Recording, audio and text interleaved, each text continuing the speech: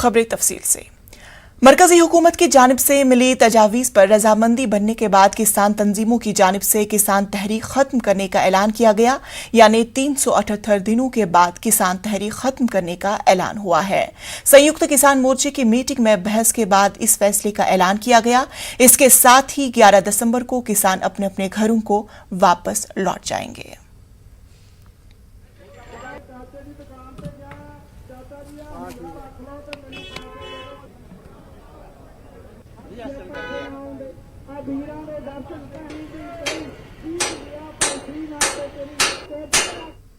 ये निर्णय लिया है कि हमारा आंदोलन स्थगित होगा, समाप्त नहीं होगा, स्थगित होगा और जो भी बाकी मसले हैं उसके ऊपर और आज जो सरकार ने मान्य किया है उसकी समीक्षा लेने के लिए 15 जनवरी को संयुक्त किसान मोर्चा की फिर से दिल्ली में मीटिंग होगी और उसके अंदर हम समीक्षा लेकर आगे के कदम हम तय करेंगे। 11 दिसंबर से लेकर हमारे सभी किसान जो दिल्ली मोर्चाओं पे है वो वापस जाना शुरू करेंगे। कल जनरल बिपिन रावत और बाकी सभी हमारे जो जवान शहीद हुए हैं उनको श्रद्धांजलि देंगे, उनका अंतिम संस्कार है, उस दुख में हम शामिल होंगे और फिर 11 तारीख को विजय दिवस के रूप में हमारे सभी पूरे देश भर में वो मनाया जाएगा और उसके बाद में हम वापस जाएंगे। और ये मोर्चे का अंत नहीं है, आज ये सिर्फ सस्पेंड किया है आगे की लड़ाई के लिए और ये तय किया है कि हम फिर बैठेंगे 15 जनवरी को समीक्षा करेंगे जो जो इस आंदोलन में हमने पाया और आगे की रणनीति क्या होगी। इस पे 15 जनवरी को संयुक्त किसान मोर्चा की एक फिर मीटिंग होगी। मैं सभी टीवी चैनल्स का और सोशल मीडिया का एक बार फिर सबको धन्यवाद देता हूं। आपने हमें इस आंदोलन में कवरेज दी और ये हमारी बात लोगों तक पहुंचाई। मैं धन्यवाद देता हूं हर गांव की पंचायत को, जगह जगह से मैं धन्यवाद देता हूं सबको जो यहाँ राशन और बाकी सहायता देते रहे, जत्थे देते रहे। आज जो किसान आंदोलन हुआ, ये किसान आंदोलन आजादी का बाद हिंदुस्तान के सबसे बड़ा जनवादी आंदोलन है। दूसरे है आजादी का बाद सबसे ज्यादा शांतिपूर्ण आंदोलन है और इसके साथ साथ हिंदुस्तान के जनता का जो एकताबद्ध आंदोलन है, इतना बड़ा एकता भी हिंदुस्तान में कोई दिखाई नहीं दिया है। तो बहुत कुछ बोलने के लिए नहीं है और जो हमारा आज का जो आंदोलन है वो हम यहाँ पे स्थगित कर रहे हैं। एक बात आप जान रहे हैं कि उसको समाप्त नहीं, स्थगित कर रहे हैं और पूरे जो मुकदमे किसानों पे, उनके सहयोगियों पे, NRI पे, किसी कर्मचारी, व्यापारी, पत्रकार पे कोई छापा पड़ा हो, शहीदों को मुआवजा, ये सभी मांगे सरकार ने जो है हमारे से जो है मानी है और उसकी हर महीने समीक्षा करने के बाद हम अगला स्टेप उठा चलेंगे। सबका धन्यवाद। अब बात करेंगे CDS बिपिन रावत के आखिरी सफर की।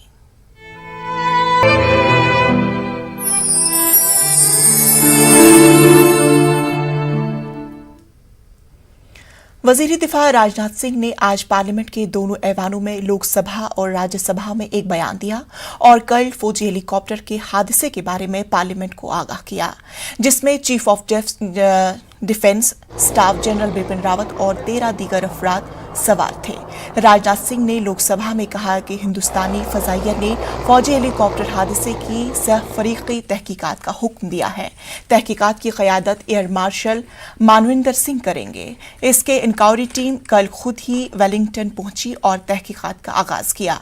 राजनाथ सिंह ने कहा है कि CDS जनरल बिपिन रावत की आखिरी रसूमात पूरे फौजी एजाज के साथ अदा की जाएगी।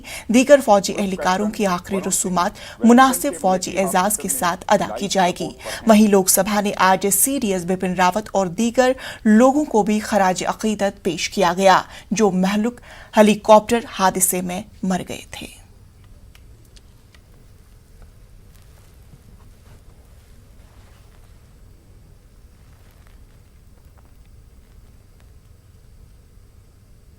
वजीर दिफा राजनाथ सिंह ने लोकसभा में कनूर हेलीकॉप्टर हादसे से मुतालिक जानकारी फराहम की। वजीर दिफा ने कहा कि हादसे में जान बहक हुए तमाम अफराद को मुकम्मल फौजी एजाज के साथ आखिरी रसूमात अदा की जाएगी।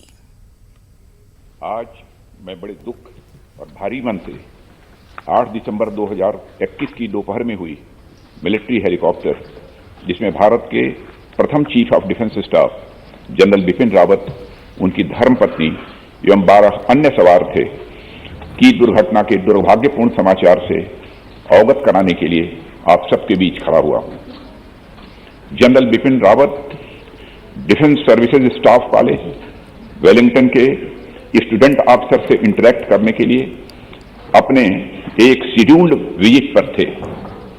प्राप्त जानकारी के अनुसार उस हेलीकॉप्टर में सवार कुल 14 लोगों में से 13 लोगों की मृत्यु हो गई। सभी पार्थिव शरीर को आज शाम तक इंडियन एयरफोर्स प्लेन से दिल्ली लाया जाएगा। Group captain Varun Singh Wellington के मिलिट्री हॉस्पिटल में लाइफ सपोर्ट पर हैं और उन्हें बचाने के हर संभव प्रयास किए जा रहे हैं। इस दुर्घटना के संबंध में इंडियन एयरफोर्स द्वारा एयर मार्शल मानवेंद्र सिंह की अध्यक्षता में एक ट्राई सर्विस इंक्वायरी के भी आदेश दे दिए गए हैं। इंक्वायरी टीम के ऑफिसर्स ने कल ही वेलिंगटन पहुंचकर अपना कार्य भी प्रारंभ कर दिया है। चीफ ऑफ डिफेंस स्टाफ का अंतिम संस्कार फुल मिलिट्री ऑनर्स के साथ किया जाएगा और अन्य सभी मिलिट्री पर्सनल का अंतिम संस्कार भी एप्रोप्रिएट मिलिट्री ऑनर के साथ किया जाएगा। सीडीएस बिपिन रावत हमारे दरमियान नहीं है। कनूर में हेलीकॉप्टर हादसे में मुल्क ने पहले सीडीएस बिपिन रावत और उनके हमरा सफर कर रहे जानबाज फौजियों को खो दिया है। इस हादसे में जनरल बिपिन रावत की अहलिया की भी मौत वाक़ई हुई है। मुल्क को दाखिली और खारजी दुश्मनों बैक मुकाबला करने का अज़्म व हौसला और मुकम्मल नजरिया देने वाले सीडीएस बिपिन रावत बासलाहियत जनरल थे। उनकी मौत से मुल्क की फजा सोगवार है। वहीं हादसे में हलाक फौजियों की जस्द खाकी को सलूर एयरबेस ले जाया गया और शाम के 5 बजे तक पालम पहुंचने की तवक्को है।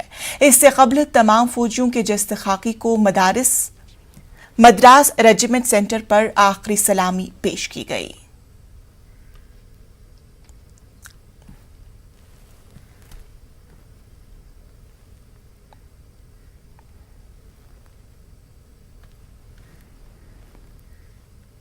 तमिलनाडु के कनूर में हेलीकॉप्टर हादसे में हलाक हुए सीडीएस बिपिन रावत समेत 13 महलकीन को मुल्क भर में जबरदस्त खराज अकीदत पेश किया जा रहा है।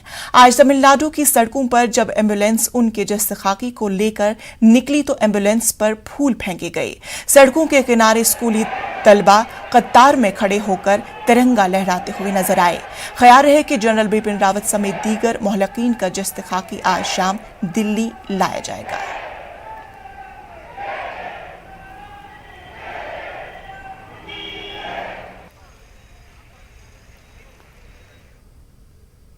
राज्यसभा में अपोजिशन के लीडर मल्लिकार्जुन खड़गे हेलीकॉप्टर के हादसे पर दुख का इजहार किया है। उन्होंने बिपिन रावत और उनकी अहलिया की मौत पर अफसोस का इजहार किया। सुनिए उन्होंने क्या कुछ कहा। हम सभी लोग सदन में और सदन के बाहर भी बिपिन रावत जी और उनकी पत्नी और उनके साथ 11 बहादुर जवान जो अपनी इस दुर्घटना में जान खोए हैं, उनको हम श्रद्धांजलि अर्पित करने के लिए यहाँ ठहरे हैं। वहीं मनोज झा ने कहा कि इस हेलीकॉप्टर हादसे पर सियासत नहीं करनी चाहिए। झा ने कहा कि हुकूमत ने हादसे को सियासी रंग देने की कोशिश की। उन्होंने मजीद क्या कुछ कहा, आइए सुनते हैं। पूरा देश गमगीन और उसका परिलक्षण हुआ आज जब हमारी सुबह मीटिंग हो रही थी फ्लोर लीडर्स की एलओपी के नेतृत्व में। सब ने एक स्वर से कहा कि ये वक्त है अश्रुपूरित देश को एक साथ समेकित स्वर में श्रद्धांजलि देने का। उसी क्रम में हमारे तमाम साथियों के निलंबन को उन्होंने कहा कि नहीं, आज कोई धरना नहीं होगा, इसलिए कि आज देश को एक संदेश देना था। लेकिन संदेश देने में भी आपत्ति है। क्षण कम आते हैं, दुर्भाग्यपूर्ण क्षण था। एक साथ हाथ से हाथ बांधे हम लोगों को खड़े दिखना था, उन परिवारों के लिए भी, क्योंकि सिर्फ उन परिवारों के चिराग नहीं बुझे हैं, उनमें जितने ऑफिसर्स मारे गए वो आपके देश की सुरक्षा के भविष्य थे। और हम क्या संदेश दे रहे हैं? क्या अगर इलांगोवन जी, हमारे एलओपी, अन्य दल के लोग वाइक को क्या कहते? 2 मिनट, वो एक जो संदेश होना चाहिए था, मैं समझता हूं कि आज सत्ता प्रतिष्ठान से बहुत बड़ी भूल हुई है।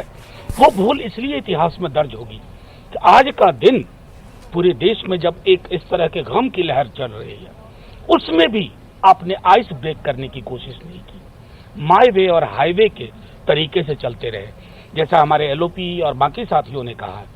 आज इस क्षण और कुछ नहीं, आपके माध्यम से उन तमाम परिवारों को ईश्वर शक्ति दे। आसान नहीं होता है इस तरह की क्षति को सहेज लेना, संभाल लेना। बस इतनी दुआ करूंगा। और वरुण जी जो स्ट्रगल कर रहे हैं लाइफ सपोर्ट सिस्टम पे, जैसा हमारे एलओपी ने कहा है, उनकी स्पीडी रिकवरी हो, यही हम चाहेंगे। और आग्रह होगा फिर से एक बार पुनर्विचार करें। ऐसे क्षणों में राजनीति मत देखिए। आगरा के लाल पृथ्वी सिंह चौहान की भी तमिलनाडु के कन्नूर में हेलीकॉप्टर हादसे में मौत हो गई है। इस वाकये के बाद उनके घर और गांव में कोहराम मच गया है। कहा जा रहा है कि wing commander Prithvi Singh MI-17 को उड़ा रहे थे।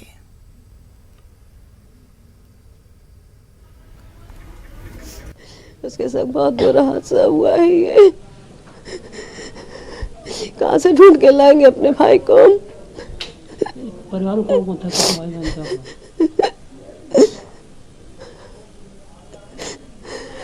31 सालों बाद वो राखी पे आया था। 31 सालों बाद अपनी बहनों से उसने राखी बनवाई थी हाथों में।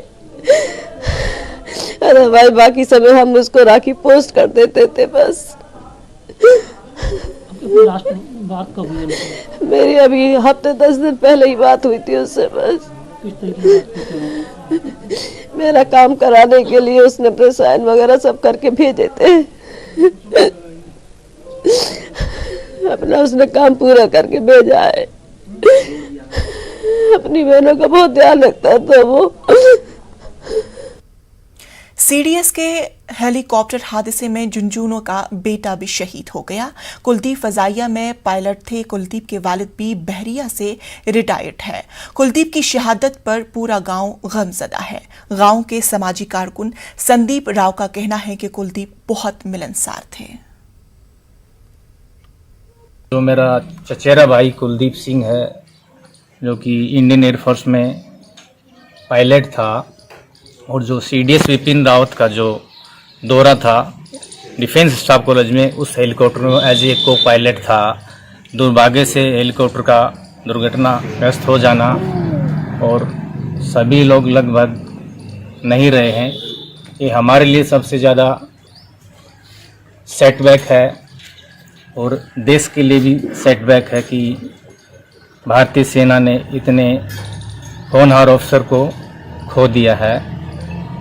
हमारे परिवार के लिए ये बहुत दुख की घड़ी है, और उनका बलिदान हम हमेशा याद। सीडीएस जनरल बिपिन रावत के हेलीकॉप्टर हादसे पर न्यूज 18 से एक्सक्लूसिव बातचीत करते हुए साबिक आर्मी चीफ जनरल जे सिंह ने कहा है कि रूस के MI सीरीज के हेलीकॉप्टर बहुत महफूज है, और इसमें सिक्योरिटी के सारे साजो सामान ऐसे एक महफूज हेलीकॉप्टर बनाते हैं। उन्होंने कहा है कि हिंदुस्तानी फौज कई बरसों से इसे इस्तेमाल करती आ रही है। जनरल बिपिन रावत के आकस्मिक निधन को लेकर हमारे साथ बात करने के लिए पूर्व सेनाध्यक्ष जनरल जे सिंह हैं। सिंह साहब, सबसे पहले जिन परिस्थितियों में अभी देश है, एक तरफ चीन अभी भी कुछ इलाकों में घुसपैठ हो रखी है, पाकिस्तान, अफगानिस्तान के हालात, इन हालातों के बीच में जनरल बिपिन रावत का निधन कितना बड़ा सेटबैक है आर्म्ड फोर्सेस के लिए और देश के लिए? मैं कहना चाहता हूं कि पहले तो हम श्रद्धांजलि देना चाहते हैं सब जो शहीद हुए हैं, क्योंकि ये लाइन ऑफ ड्यूटी में थे, अपनी को ड्यूटी करने जा रहे थे, और इसलिए सबको हम सलाम करते हैं पूरे फौजों की तरफ से। और मैं पूर्व सेना अध्यक्ष और राज्यपाल अरुणाचल प्रदेश अपनी तरफ से भी श्रद्धांजलि पेश करना चाहता हूं आपके माध्यम से। जी, एकदम अनएक्सपेक्टेड, अचानक, सडन ऐसी चीज हो जाए तो सबको झटका लगता है। तो हम सबको लगा, हम बिलीव नहीं कर सकते थे कि ये क्या हुआ, और हम यही प्रेयर्स कर रहे थे, भगवान से यही प्रार्थना कर रहे थे कि इनकी जिंदगी बचा दें। लेकिन जो होनी है उसको हम टाल नहीं सकते और हमें एक्सेप्ट करना चाहिए, और उनको हम सलाम करते हैं क्योंकि उनका कार्यकाल बहुत अव्वल दर्जे का था। उन्होंने बहुत सराहनीय काम किए, बहुत इनोवेटिव काम किए, बहुत ओरिजिनल थॉट से एक विजनरी थे। मैं जानता हूं उनको बहुत करीब से, हमारे दोस्त थे, और उनकी धर्मपत्नी भी बहुत अच्छी लेडी थी और वो भी अपनी ड्यूटी करने जा रही थी। Ladies army wife welfare association की इंचार्ज होती हैं, वो प्रेसिडेंट थी, तो वो उनके साथ अपनी ड्यूटी करने की जा रही थी, तो इसलिए उनका भी लाइन ऑफ ड्यूटी में ही देहांत हुआ है। तो मैं समझता हूँ कि ये झटका तो लगा है सबको, पूरे देश को अभी शोक मना रहा है पूरा देश, क्योंकि ऐसा एक हमारा बहुत सबसे अव्वल दर्जे का और सबसे ऊंचे पद का हमारा फौजी जनरल, उसका देहांत हो गया ऐसे बहुत ही बदनसीब तरीके से। सर, वही जहाँ तक बात करें अपने सीमाओं की, तो हमने देखा कि पाकिस्तान की तरफ से अलग चुनौती है। पिछले साल मई के आसपास से ही जो LAC है वहाँ पे टेंशन्स लगातार चल रही है, तो ऐसे में CDS का जो सिटिंग CDS है उनका इस तरह से चले जाना, तो कहीं ना कहीं इसका इम्पैक्ट देशी सिक्योरिटी पर भी पड़ेगा। देखिए, मैं समझता हूँ हमारी फौज जहाँ पे भी है, आर्मी, नेवी, एयरफोर्स, वो सतर्क है, वो अपनी ड्यूटी कर रही है, और उनको भी अफसोस तो बहुत हुआ होगा, शौक भी हुआ होगा, लेकिन अपनी ड्यूटी में उनको कोई कमी नहीं होनी चाहिए उनकी, और ना ही होगी। मुझे पूरी उम्मीद है हम अपने टास्क पूरे करते जाएंगे।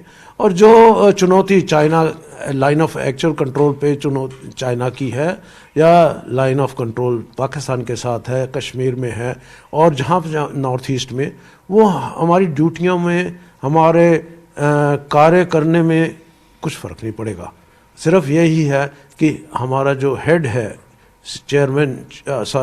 चीफ ऑफ डिफेंस स्टाफ जो है, वो नया नियुक्त किया जाएगा। गवर्नमेंट उसके लिए जिम्मेवार है कि जल्द करें, पर जब तक वो नियुक्त होता है तब तक ऑफिशिएटिंग CDS जो है, वो हम आज एक उभरता हुआ वर्ल्ड पावर है, न्यूक्लियर पावर्ड कंट्री है, तो हमें ऐसा पोस्ट एक मिनट भी नहीं खाली रख सकते। तो जिम्मेवारी किसी को दी गई है, और जो सीनियर मोस्ट होगा उसको टेम्परेरीली ऑफिशिएटिंग रोल में ये रिस्पॉन्सिबिलिटी जो है, ये जिम्मेवारी दी होगी गवर्नमेंट ने ऑलरेडी, तो मेरे को कोई शक नहीं उसमें।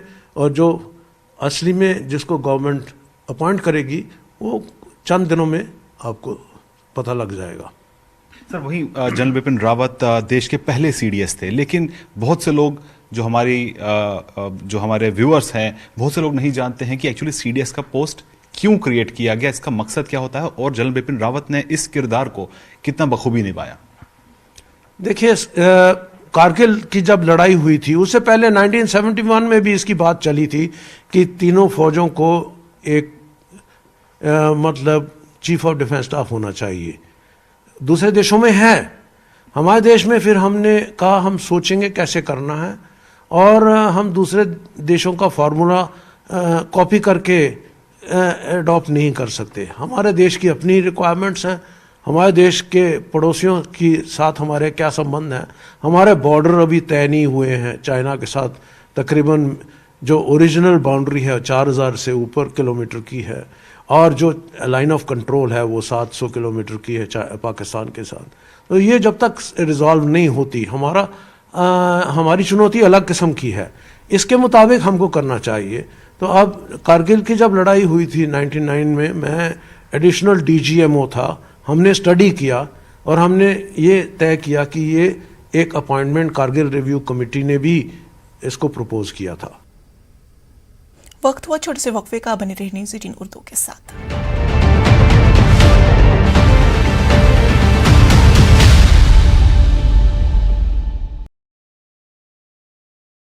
ब्रेक के बाद इस्तकबाल। हज कमेटी ऑफ इंडिया को न बनाए जाने को लेकर पार्लियामेंट के वक्फे सवालात में अक़लियती अमूर के मरकजी वजीर मुख्तार अब्बास नकवी और अमरोहा से रुकन पार्लियामेंट कन्वर दानिश अली के बीच नोकझोंक हुई। मुख्तार अब्बास नकवी ने हज कमेटी ऑफ इंडिया की तश्कील में ताखीर को लेकर कहा, 2 बरसों से कोरोना की वबा की वजह से हज कमेटी तश्कील किए जाने में ताखीर हो रही है और मामला सुप्रीम कोर्ट में ज़ेर समाअत है। माननीय मंत्री जी ने जवाब दिया है, इसमें सेंट्रल हज कमेटी कॉन्स्टिट्यूट क्यों नहीं हुई, पिछले 2.5 वर्ष हो गया।